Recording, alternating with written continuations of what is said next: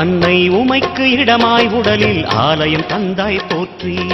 சிவவோம் நம சிவாய. சொன்ன வண்ணமே செய்யும் நாதனே சோணாச்சலனே போற்றி. ஹரவோம் நம சிவாய. ஆதியும் நம சிவாயம், அந்தமும் நம சிவாயம், ஜோதியும் நம சிவாயம், சுந்தர நம சிவாயம். சூரியன் சந்திரன் அஷ்டவசுக்கள் தொழுதிடும் நாதா போற்றி. சிவவோம் நம சிவாய. சுந்தரி உண்ணாமுலையுடன் திகழும் அண்ணாமலையே போற்றி. ஹரவோம் நம சிவாய.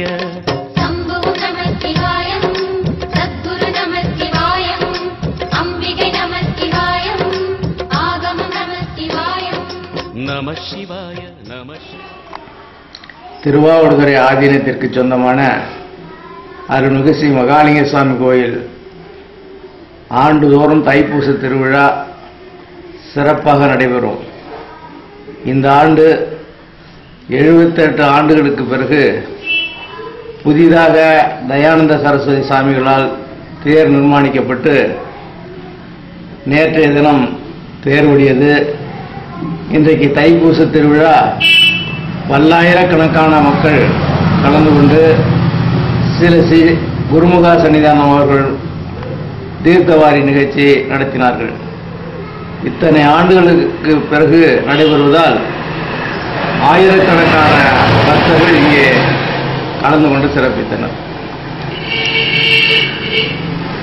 இன்னைக்கு பூச தீர்த்தவாரி என்னுடைய நிகழ்ச்சியை என்னுடைய தந்தையார் காலத்திலிருந்து ஆண்டுதோறும் அந்த நிகழ்ச்சியை நாங்களே முன்னின்று நடத்துவோம்.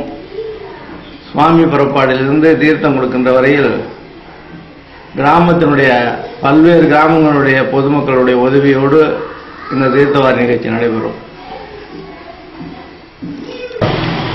தைப்பூச திருவிழாவில் கோவிலுக்கு சொந்தமான நிலங்கள் உள்ள கிராமங்களில் உள்ள விவசாயிகள் தங்களுடைய கடமையாக கருதி கோவிலிலிருந்து காவிரி ஆற்று வரையில் ரிஷப வாகனத்தில் சாமி அம்பாலை தோளிலே சுமந்து வந்து தீர்த்தம் கொடுத்த வகையிலே ஏற்பாடு செய்வார்கள். அதுதான் இந்த கோயிலுடைய மிகப்பெரிய சிறப்பு.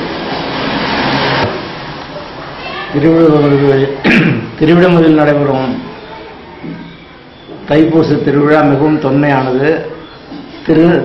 திருஞான சம்பந்தர், திருநாவுக்கரசர், அப்பர் போன்ற 4 பெருமக்களால் பாடப்பட்டது.